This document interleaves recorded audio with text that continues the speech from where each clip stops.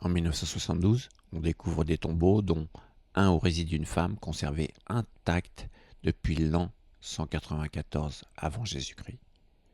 Les viscères de ce corps, ainsi que le cerveau, sont intacts, contrairement aux momies égyptiennes. On a même pu savoir ce qu'elle avait mangé, car du melon a été retrouvé dans son estomac. Le gros problème avec cette découverte est qu'elle bouscule les scientifiques, puisque personne ne sait par quel procédé les Chinois ont pu trouver le moyen de conserver un corps dans un tel état depuis tant de siècles. La peau était restée élastique, comme si elle venait de mourir, chose complètement impossible. Ses articulations étaient en parfait état. Un mystère de cette civilisation. Et pourtant, il y a eu des autopsies, mais rien n'explique cette conservation. Elle est mieux conservée que si de nos jours on déterrait un mort enterré depuis 1 an. Je ne sais pas si vous imaginez. En fait, cette momie fait passer l'Égypte dans ce domaine pour des débutants. On l'a appelée la duchesse de Dye. Le problème est qu'on a cherché son secret que dans des éléments scientifiques. Alors qu'il y a peu de commentaires sur les 3000 objets que l'on a retrouvés dans sa tombe, avec plein de symboles spirituels, dont des manuscrits que l'on croyait jamais disparus, qui sont à l'origine de la philosophie chinoise, qui, on le rappelle, était basée sur l'immortalité. Le chaman chinois était très avancé de par leur symbole universel du fonctionnement de la vie, le yin et le yang. Justement, dans ces objets, il y avait un exemplaire du Tao Te Ching de Lao Tzu que j'analyse dans mes vidéos. Mais il a été aussi retrouvé le plus ancien rouleau du Taoyin, avec des figures de gymnastique comme vous le pouvez le voir à l'écran. L'équivalent du Qigong de nos jours, qui est une gymnastique pour atteindre la longue vie. Des manuscrits de pharmacie avec les plantes à choisir pour telle pathologie. Un manuscrit sur le diagnostic par la prise de pouls, méthode toujours utilisée par les acupuncteurs. Il y avait aussi un manuscrit du texte fondateur de la philosophie chinoise, du yin et du yang, le I Ching, dont son histoire remonte à la préhistoire, qui prouve, avec les commentaires s'y rajoutant justement, que ce n'était pas une méthode simplement divinatoire, mais un livre permettant d'expliquer le fonctionnement de la nature et de la vie, le code secret en quelque sorte. Et le clou du spectacle, un manuscrit indiquant toutes les sortes de comètes, accompagnant des prédictions astrologiques avec leur apparence, par exemple le type, la longueur de la queue de la comète, etc. Or, puisque le retour des comètes sont périodiques sur une longue période de temps, il a fallu plusieurs siècles pour répertorier tout cela. Je vous laisse imaginer les avancées astronomiques, car bien sûr il n'y avait pas que ça, les dates d'éclipse, les planètes, etc. Il n'y a aucune découverte équivalente au monde et de cette précision. De plus, le calendrier chinois est le plus précis au monde, car c'est un calendrier sexagésimal, donc en base 60. Il peut être divisible par 1, 2, 3, 4, 5, 6, donc tout en restant précis. La civilisation chinoise est aussi la seule au monde qui a gardé le même type d'écriture par des idéogrammes, donc des images symboliques, contrairement à l'Égypte par exemple. Donc, c'est l'écriture la plus ancienne qui perdure jusqu'à nos jours. Voyez-vous où je veux en venir? Ce qui signifie qu'il y a beaucoup moins de problèmes de traduction. On a accès directement à la source de l'état d'esprit des Chinois de l'époque.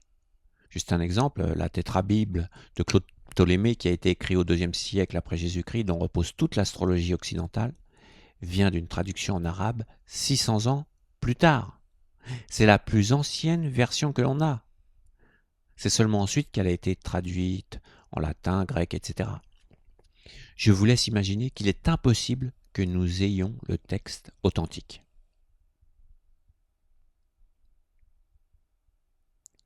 En Chine, il y a 3 philosophies qui cohabitent très bien. Je ne les appelle pas des religions, même si certaines tendances penchent vers la religion. Il s'agit du bouddhisme, dont sa principale préoccupation est la conséquence de nos actions, avec une réincarnation. C'est donc une philosophie plutôt verticale vers le ciel, donc yang. Ensuite, nous avons le taoïsme, qui se situe entre le yin et le yang, dont la préoccupation est la santé et l'immortalité, et être en symbiose avec la nature. Et nous avons bien sûr le confucianisme, qui est une philosophie très yin, très terre-à-terre, qui s'occupe des liens familiaux, des rites, comment se conduire sur cette terre pour avoir le moins de problèmes possible, etc. Confucius était très terre-à-terre. Donc c'est vraiment une philosophie yin. Mais si on peut parler de religion, la vraie religion de la Chine, la plus ancienne, c'est bien sûr le taoïsme. Le bouddhisme est beaucoup plus récent, il est arrivé en dernier, au 1er siècle de notre ère.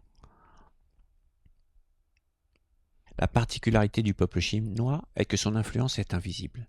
Cela vient de son histoire et des textes fondateurs. Par exemple, dans le Tao Te Ching, on parle du non-être, que l'invisibilité est plus influente que de se montrer.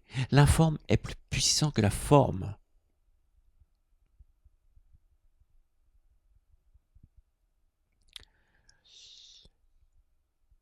Je vais vous donner un exemple. La pyramide du Louvre, qui de suite fait penser aux pyramides d'Égypte. On a sous-entendu même que les francs-maçons étaient derrière la construction de cette pyramide, etc. On a vraiment dit n'importe quoi. Bah, on a l'habitude en Occident. C'est un Chinois qui a conçu ces pyramides. L'une, la plus importante, s'élève évidemment vers le ciel. Mais c'est sans compter une autre, plus discrète, sous le carrousel du Louvre, qui est inversée et qui se dirige vers la terre. Si vous avez suivi mes vidéos, ça ne vous rappelle rien? Les pyramides sont là pour symboliser, en cachette, dans la plus grande discrétion, le symbole dont est issue toute la civilisation chinoise, le yin et le yang.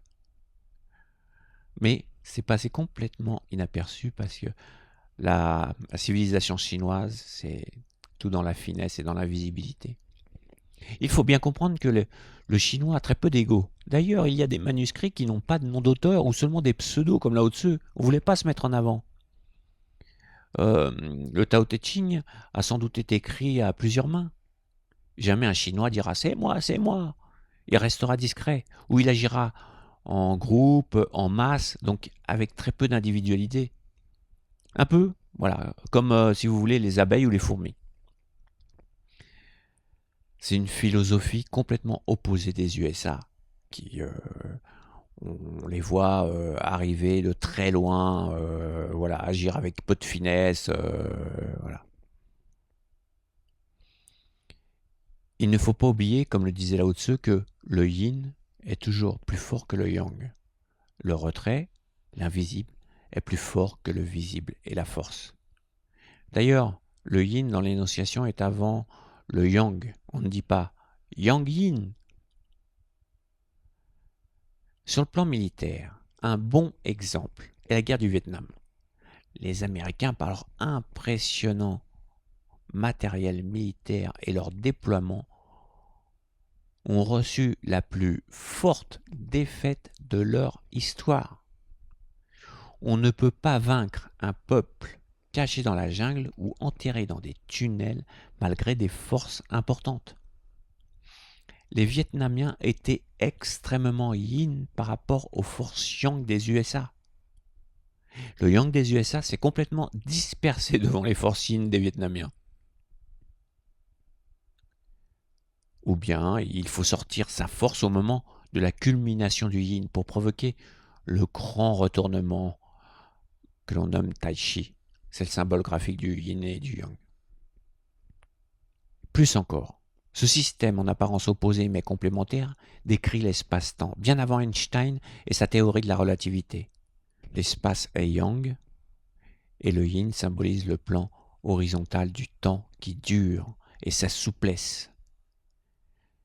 Puisque le yin symbolise la souplesse et le temps d'après la philosophie chinoise, cela dépend de l'espace, donc du yang, comme Einstein l'a démontré. Je ne sais pas si vous imaginez un tout petit peu jusqu'où peut aller cette conception chinoise, que ce soit en science, en spiritualité, dans votre vie de tous les jours. Mais bon, ce n'est pas tout. Dans le I Ching, le plus ancien manuscrit chinois et qui parle de cette complémentarité yin-yang, il indique qu'il existe 64 hexagrammes pour décrire la vie et toutes les situations que l'on peut rencontrer. Devinez combien il existe de codons dans le code de votre ADN. 64 aussi. Et l'informatique, qui est censée être une intelligence artificielle voulant imiter l'homme, c'est exactement identique. Il est aussi en code binaire yin et yang. Et l'ordinateur est de nos jours à 64 bits. Certes, cela va augmenter, mais on parle de le passer à 128 bits. Donc 64 x 2, toujours le même multiple.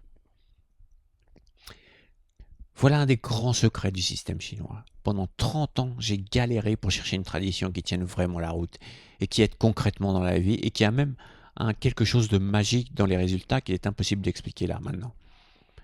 Si vous voulez faire ce voyage avec moi, alors continuez à me suivre. À bientôt, au revoir.